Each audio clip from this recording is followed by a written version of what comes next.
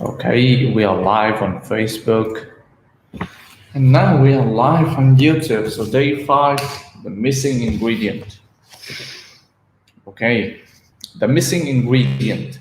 Time to pull away the curtain and share that secret.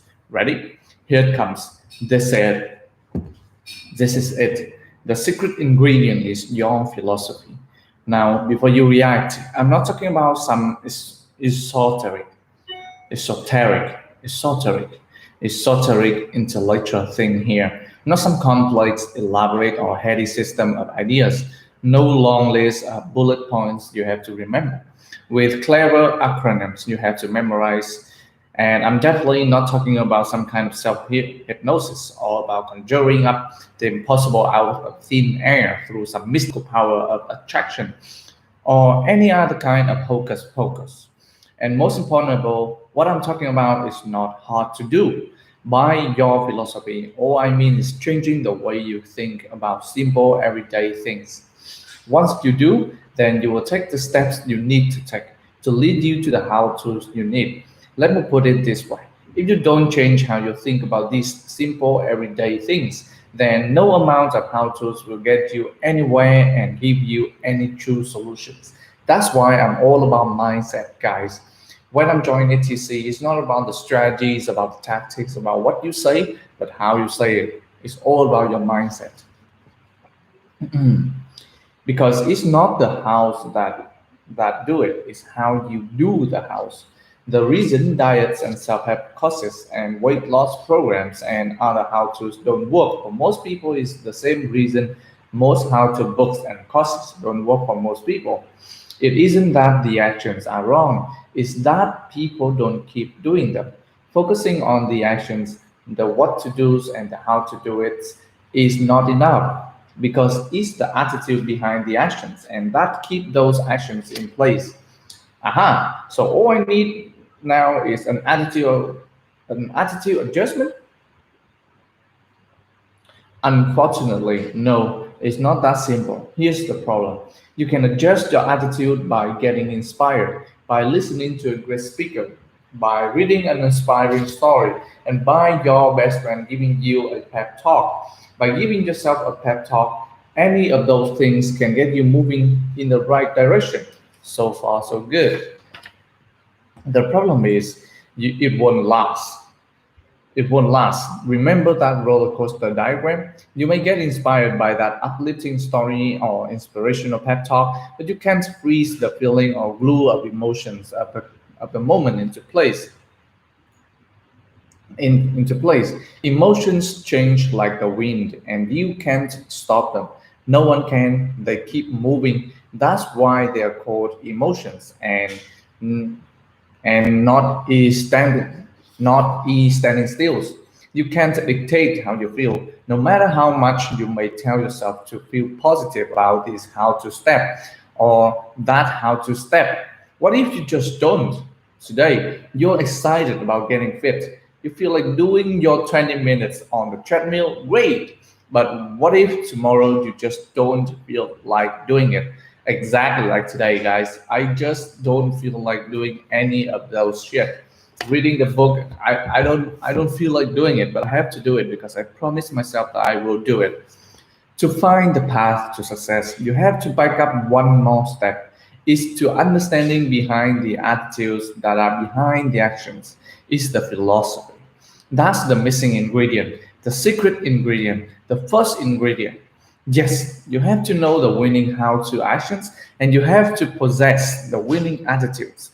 But what generates all that and keeps it all in place is your philosophy. Your philosophy is what you know, how you hold it, and how it affects you, what you do, how you think about simple, everyday things. That's what this book is about. Your philosophy creates your attitude, creates your actions, create your results, and create your life. A positive philosophy turns into a positive attitude, which turns into positive actions, which turns into positive results, which turns into positive lifestyle, a positive life.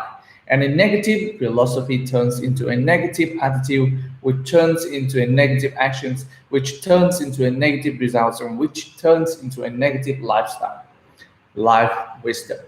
You don't have to go to graduate school, learn Greek, or read thick books of extremely long paragraphs by 19th century German authors to change your philosophy.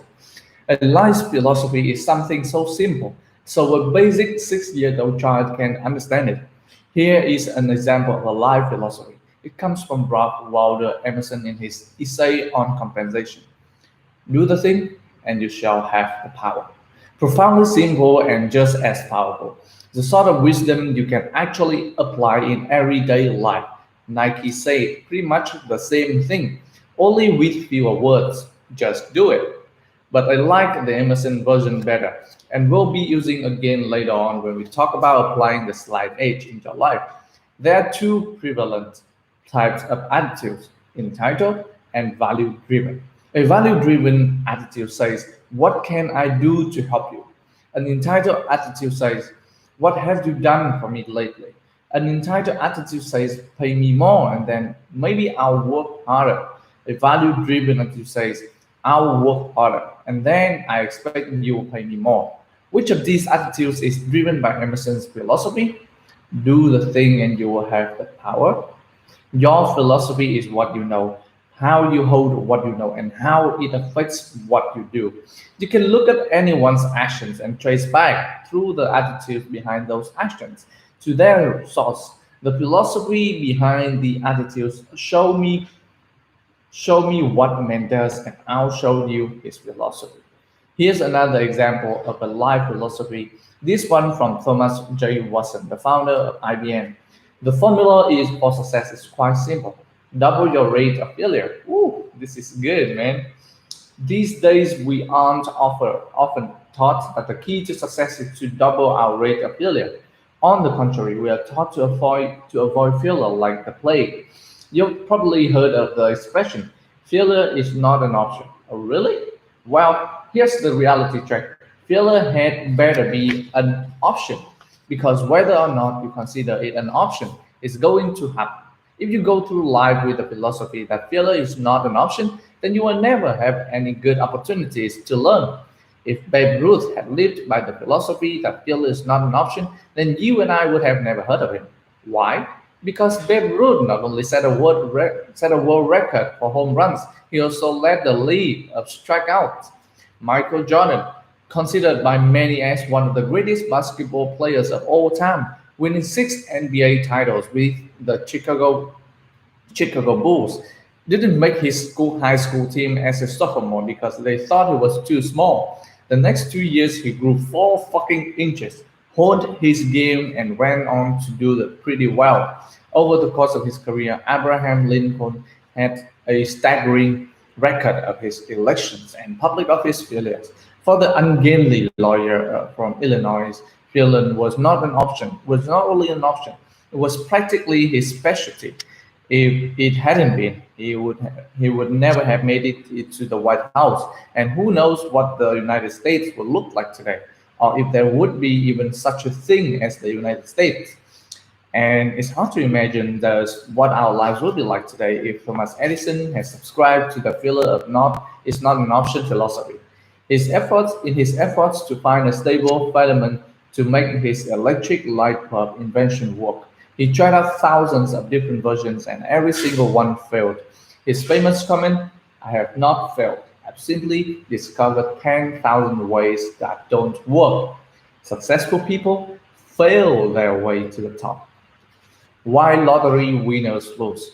Your philosophy is your view of life, something beyond feelings and attitudes. Your philosophy drives your attitudes and feelings, which drive your actions. By and large, people are looking in the wrong places. They are looking for a big break, that lucky breakthrough, the amazing quantum leap everyone keeps talking about. I call it the philosophy of the craps table and roulette wheel, and I don't believe they will ever find it. I've seen an awful lot of remarkable successes and colossal failures up close, and in my experience, neither one happens in quantum leaps or breaks, whether the lucky or unlucky kind. They happen through this light edge. You have probably heard the stories about lottery winners losing it all. They're not urban legends, they really happen. The depths people fall into are the depths, the depths, the depths people fall, the depths people fall to after big lottery winnings are heartbreaking and mind-boggling. And it isn't only lottery winners. You've also heard the stories about famous movie stars, recording stars, or star athletes who make incredible fortunes, literally hundreds of millions of dollars, and somehow manage to wind up broke and in debt. And when you heard those stories, you probably thought the same thing that I did. Man, I don't know how they I don't know how they pull that off. But if I made that kind of money, I wouldn't squander it all like that. But let me ask you a tough question. Are you sure about that? Speaking as one who's made it to the top and then seen it all evaporate, all I can say is you might be surprised. There's a reason those lottery winners load it all again, and a reason those shining stars plummet to those dark places. They may have had the big breaks, but they didn't grasp the slight edge. Their winnings changed their bank account balance, but it didn't change their philosophy. The purpose of this book is to show you the slight edge philosophy, show you how it works, give you plenty of examples, and show you exactly how to make it a core part of how you see the world and how you live your life every day. Throughout this book, if you look carefully, you'll find dozens of statements that embody this philosophy.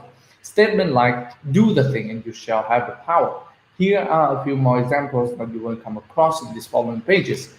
Success is a progressive realization of a worthy ideal. Successful people do what unsuccessful people are not willing to do. There's a natural progression to everything in life. Plant, cultivate, and harvest.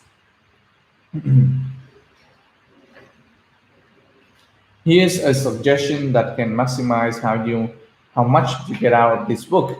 That will help you not only read it but also absorb it and apply it in your life.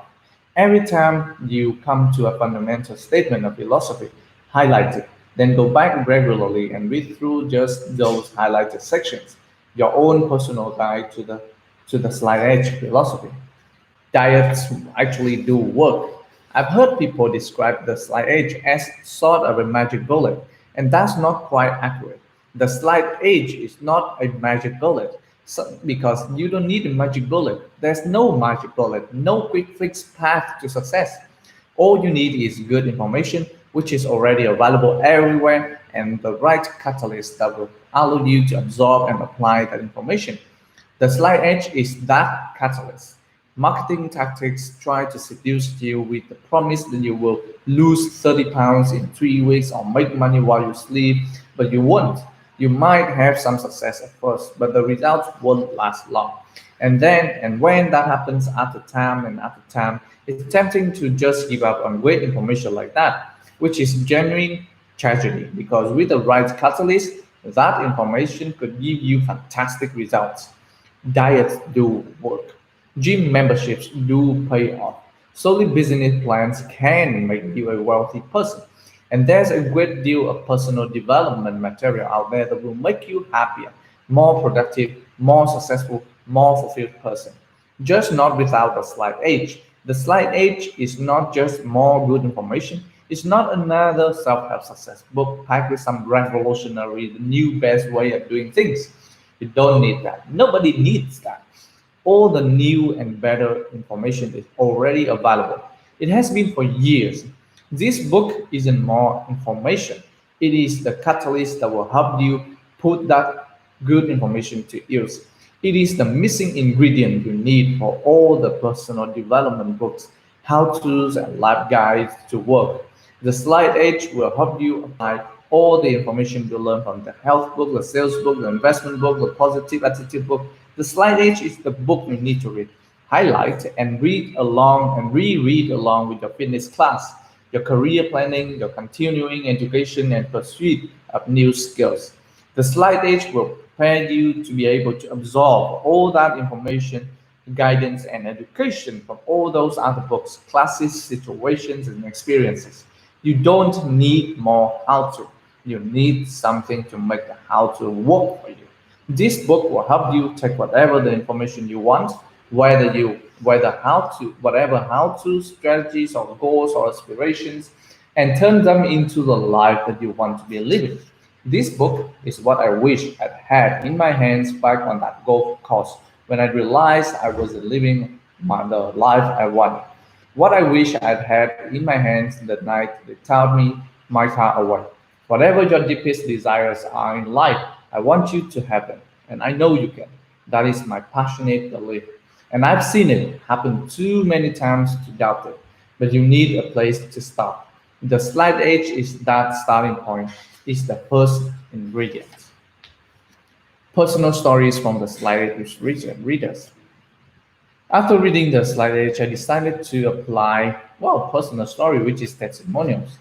I decided to apply the philosophies into every area of my life. As a father, I bought a copy for my kids and started imparting the wisdoms of things that are easy to do, easy not to do. As a doctor, I started giving copies of the book to my patients who were dealing with hopelessness. I tell them it's Prozac in paper form, blah, blah, blah. Essential points from chapter 2.